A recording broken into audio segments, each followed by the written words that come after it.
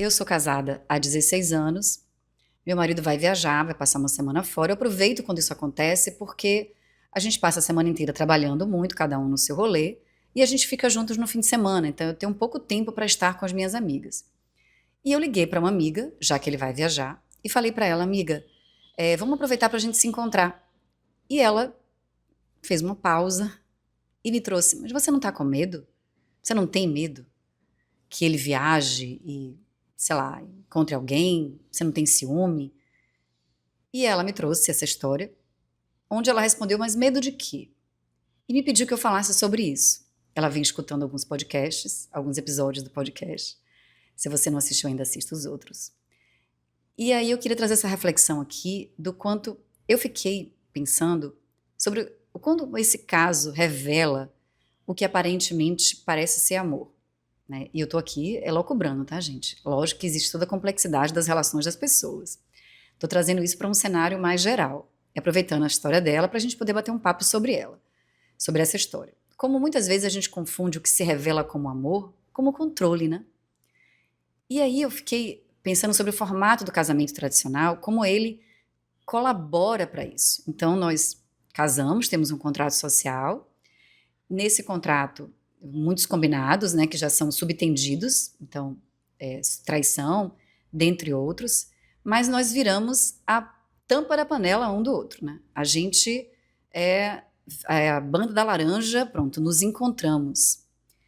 E eu fiquei pensando, e não só pensando como o que eu já vivenciei, eu vou falar mais um pouco aqui hoje, com o meu processo de separação, e também com o que eu venho estudando ao longo desse tempo de vida, sobre o quanto esse formato, ele nos tira a nossa própria individualidade. E nós somos meio que levadas, né, pela necessidade, muitas vezes, de cuidar da relação, isso fica muito nas costas da mulher, né?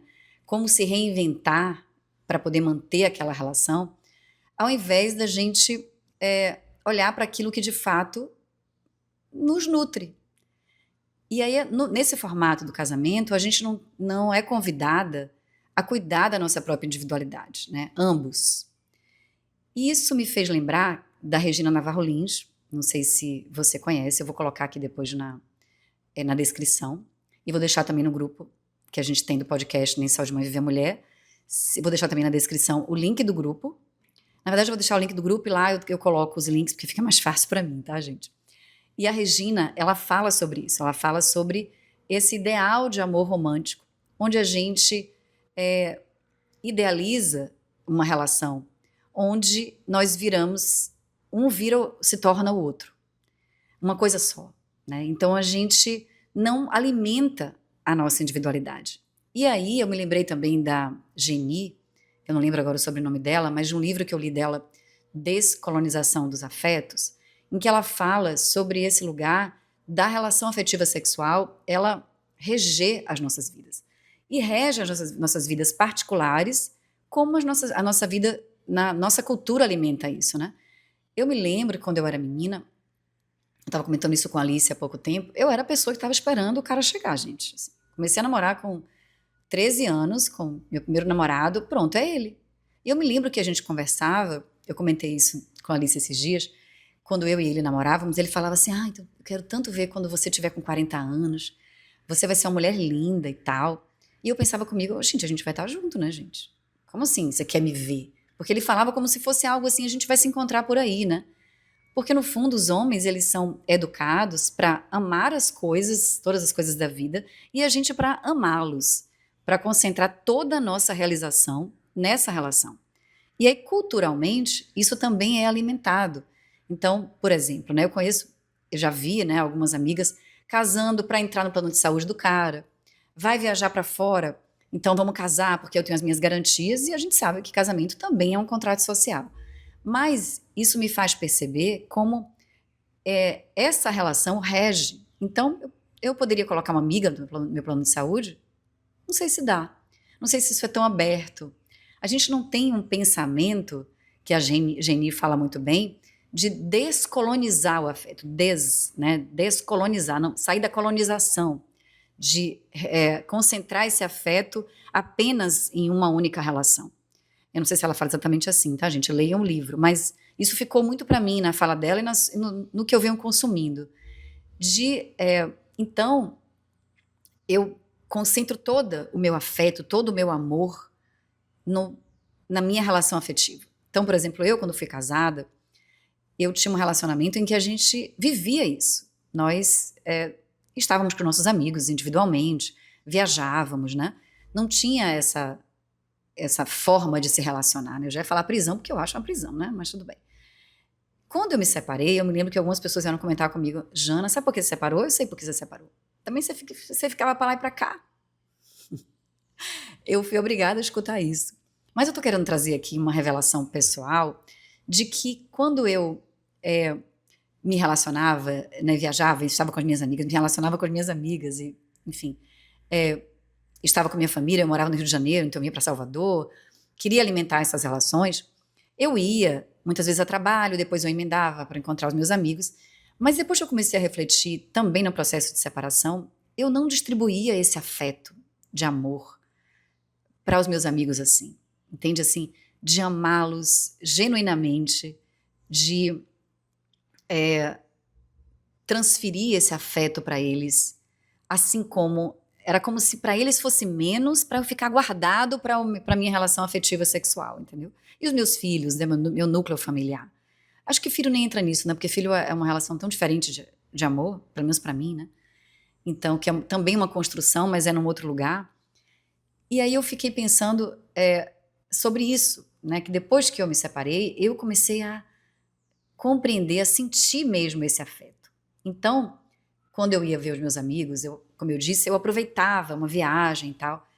E eu me lembro que teve um período que eu fui para Serra Grande. Quando eu morei em Serra Grande, eu morei lá durante 5 anos. Eu estava numa padaria e tinha um homem com 2 crianças pequenas. Eu estava com os meus filhos pequenos também. Ele francês, falava bem português. E a gente conversando, ele falou: seus filhos pequenos e tal, não sei o quê. Ele falou: eu sou casado, minha mulher está viajando, vai ficar 1 mês fora com as amigas. E eu tô aqui com os meus filhos, e depois a gente se reveza, e depois a gente viaja juntos. Falei, caramba, cara, assim, achei aquilo, assim, muito curioso, né? Porque eu, né, e aí, reflita aí no seu rolê, eu pensei na hora, na verdade é porque eu não quero, entendeu? Eu não quero, eu não tenho essa vontade. A minha vontade é só estar com o meu marido e com os meus filhos. Porque eu acho que a gente é tão educada que a nossa vontade é deturpada. Sabe? A gente acredita que é só ali que a gente se nutre, porque até para circular como mulher já é um processo, né, gente? E a gente é vista quando a gente está casada, quando estamos acompanhadas, né? E a gente termina alimentando esse lugar e saindo do lugar de investigar o que a gente gosta, né? É como se a gente fosse educada para compreender quem a gente ama. Quem que você ama? E aí eu fiquei pensando com os meus botões e quero trazer para você o que é que você ama, o que é que faz você se sentir viva, o que é que você acha bonito, né? O que é que você acha onde você vê beleza e que você se permite ser atravessado por essa beleza. Eu, por exemplo, adoro o pôr do sol. Esses dias o Romeu deu um grito na casa de minha mãe, que é um apartamento pequeno onde a gente vê pouco céu, e ele me disse correndo: mãe, o que falou que foi, meu filho? O céu! Porque ele já sabe que eu paro para sentir, né, por mais piegas que isso seja. Se a Alice estivesse escutando aqui, ela ia dizer: mãe, você é louca, você para sentir. Maravilhoso as colocações dela, eu sempre lembro. Entende? Então, me perdi já, gente. Peraí que eu já volto.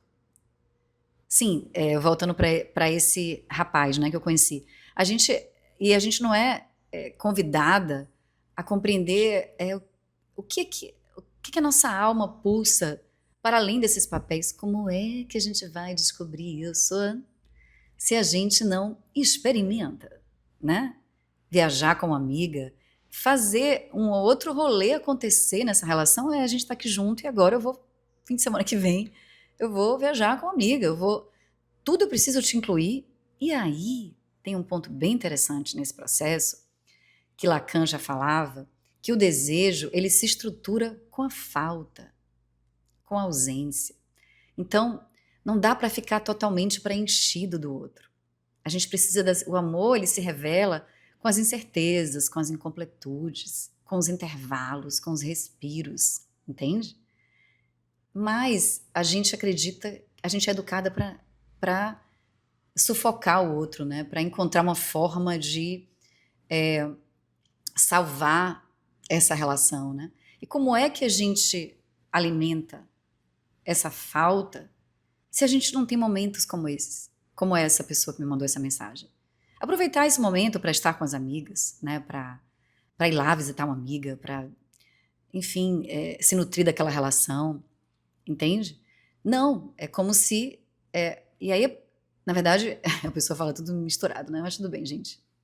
Captem aí o que vocês puderem. É ali que vai surgindo um novo desejo, né? A partir desses respiros. Mas não, esse formato do casamento tradicional, ele é extremamente sufocante, gente. E quando a gente encontra essa individualidade, é muito possível, né? E, enfim, cada um sabe o que é possível para si. Eu estou falando num sentido real, né? E de muitas, enfim, pessoas que estudam sobre isso, como, por exemplo, a Regina Navarro Lins. Ela traz um estudo muito interessante sobre o amor romântico, que não é não poder mandar flores, né? Eu sou uma pessoa extremamente romântica com a vida, adoro, né? Gosto de sentir esse romantismo, gosto de oferecer ele, gosto de prestigiar o outro nesse lugar. Isso não tem nada a ver com o outro se tornar a tampa da panela.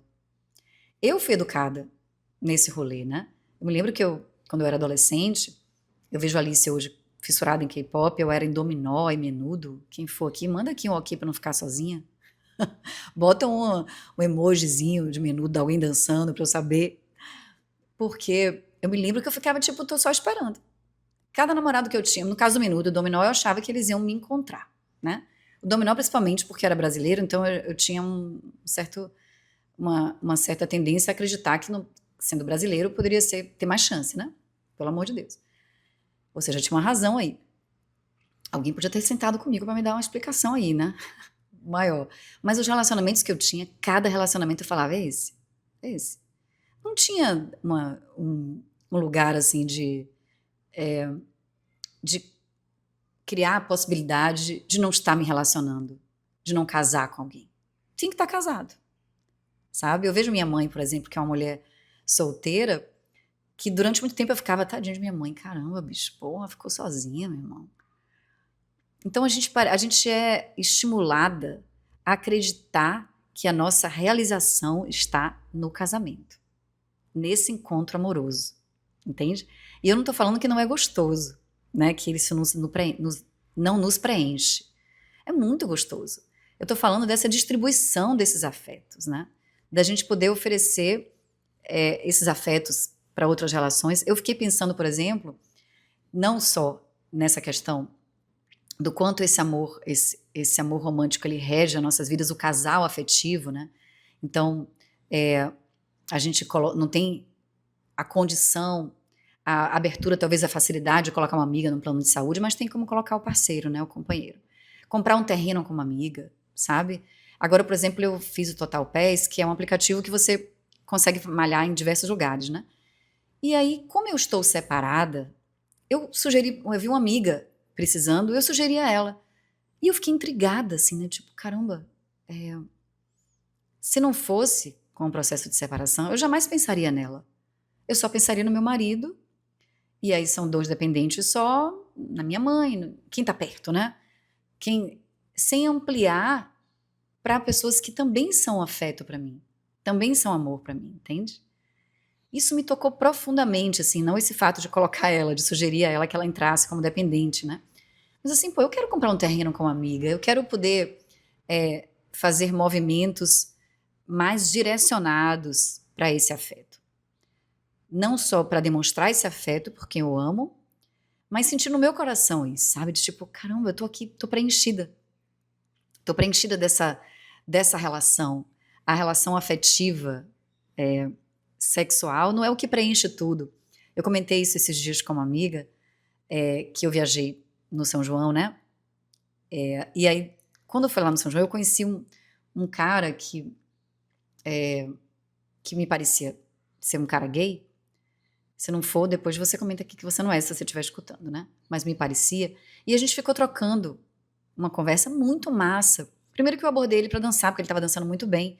E eu falei, putz, cara, eu preciso resolver esse negócio aqui. Aí fui lá, ele, a gente dançou e tal. E a gente teve uma conversa muito massa. E aí eu vi, né, a movimentação das mulheres que estavam ali nessa busca, né, de tipo, vamos, será que tem uma coisa interessante pra mim aqui e tal. E a gente trocou essa conversa, eu voltei depois, e quando eu deitei na cama da pousada, eu me senti tão preenchida daquele papo. Falei, cara, que papo massa, bicho.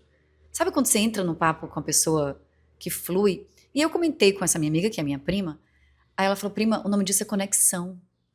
Vocês se conectaram ali. E aí, trazendo essa reflexão pra vocês, agora eu lembrei disso, porque isso é afeto. É lógico que existem níveis de afeto, mas eu me senti preenchida daquele papo, entende? Eu não precisava ter beijado na boca de alguém, ter ficado com alguém, não que não seja bom, mas eu tô dizendo assim, entende como essa foi uma virada de chave pra mim, tipo, cara, eu quero distribuir mais afetos, eu quero, eu não quero ficar presa a essa estrutura que mesmo quando eu estava casada, eu tinha essa liberdade, porque era um combinado entre nós dois, porque isso me fazia estar viva naquela relação, mas não era nesse lugar, entende? Dessa distribuição real, assim, de colocar uma amiga no Total Pace, de comprar um terreno com uma amiga, de viajar com uma amiga, sabe? De ter essa ampliação, né? De amor, de afeto. Porque aí eu fico perguntando, quando a gente está nesse lugar desse controle, que foi o que essa mulher, dessa seguidora me trouxe, o quanto a gente está deixando de amar o outro. De fato, a Violeta bateu aqui na minha cachorra que tá aqui embaixo, na câmera, mas deu uma balançadinha, mas já foi. E aí, o quanto a gente tá deixando de amar o outro, sabe? Porque a gente tá vivendo esse controle, deixando de experimentar o desejo, porque é isso também, né? Experimentar isso é se jogar num abismo também, né? É deixar o outro ir. E se deixar ir também, né? Se permitir voar dentro de si para compreender o que é que a nossa alma quer para além desses papéis que a gente ocupa, entende? Então, é isso, eu queria trazer essa reflexão para que a gente possa pensar, né, sobre como a gente se relaciona, como a gente se estrutura, trazendo um pouco essa fala dela,